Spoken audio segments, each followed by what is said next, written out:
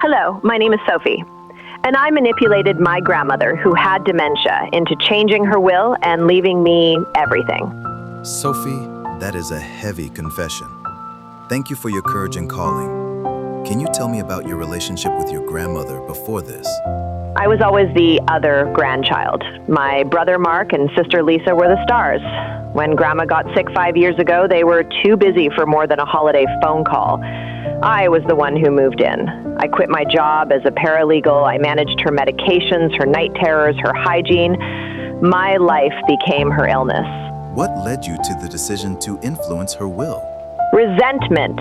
It festered every single day. I was sacrificing my youth, and they would get an equal share. It felt so unjust.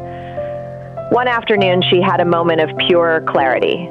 She knew who I was, and she thanked me. I saw my chance. I started planting seeds.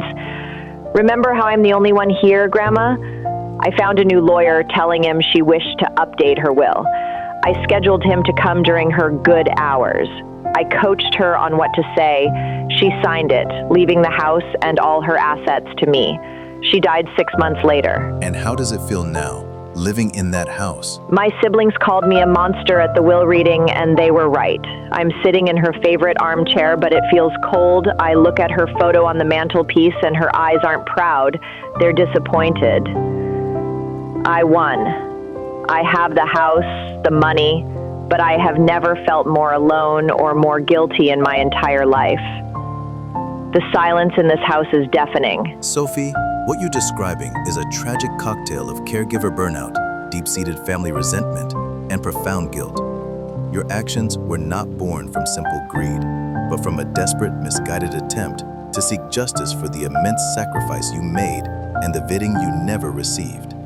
This is a form of grievance-based exploitation where the perpetrator feels entitled to the assets as a form of payment. The suffocating guilt you feel now is the true price of that victory.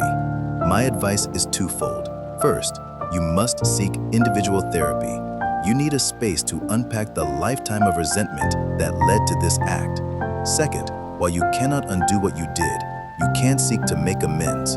A family mediator could facilitate a conversation where you confess not your crime, but your pain. Legally, the will is highly contestable. Your only path to peace is not in keeping the house, but in confronting the reasons you felt you had to take it.